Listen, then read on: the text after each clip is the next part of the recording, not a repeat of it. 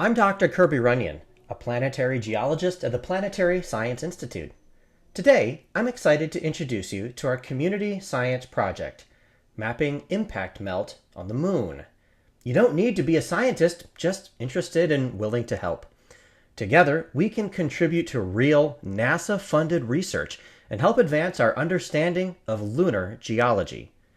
This project is in collaboration with CosmoQuestX.org, our online community for learning and doing science led by my colleague, Dr. Pamela Gay. You can join us at CosmoQuest for news, discussions, and hands-on mapping. It's a partnership where you do science with mappers and learn science with the community. Now, let's talk about craters. They're everywhere, formed when objects collide at incredible speeds, often over 17 kilometers per second on the moon. These impacts create everything from tiny zap pits to massive multi-ring basins thousands of kilometers across. Our focus is on mapping the rock that gets melted in the heat of these impacts, which helps us understand lunar geology and the history of impacts across the solar system. So here's how to get started. Visit mappers.psi.edu, create an account, Google sign-in works just fine, and select the Lunar Melt Project. Once inside, you'll see images of the moon's surface ready for mapping. Here's how you map each feature. First, map the rocks. This rock tool lets you mark small rocks. Just click on each one and it'll put a dot there. I think that rocks often look like cookie crumbs in the images. After you've mapped the rocks, then map the boulders.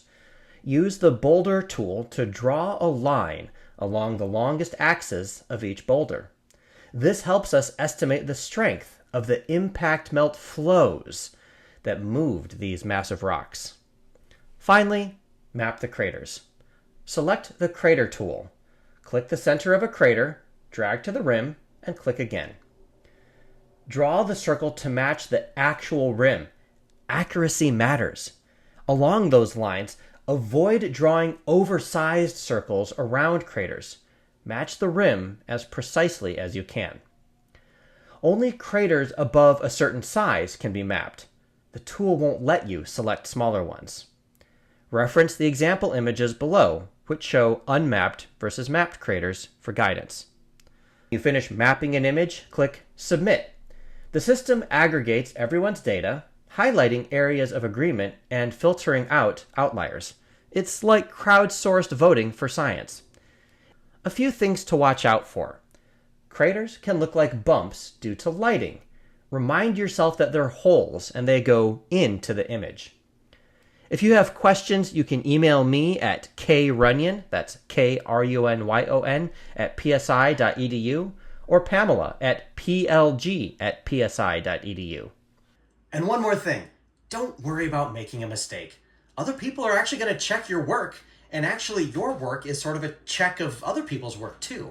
And so all the mistakes are going to average out, and things that people did correctly, that's going to add up and become more prominent. So be bold, don't worry about making mistakes, and just dive in.